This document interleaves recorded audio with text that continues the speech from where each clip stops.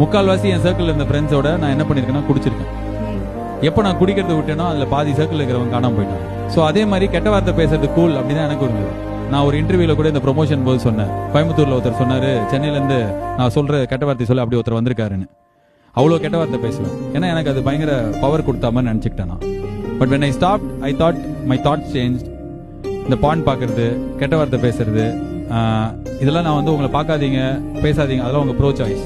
But எனக்கு என்ன நடந்ததுன்னா, நான் இந்த பாட்காஸ்ட்லயோ இல்லை ஸ்டேஜில் பேசும்போதோ நான் அப்துல் கலாம் என்ன சொன்னார்னா, ஆப்ரஹாம் லிங்கனுக்கு என்ன ஆச்சுன்னா சொன்னதே கிடையாது. எனக்கு தெரியாது.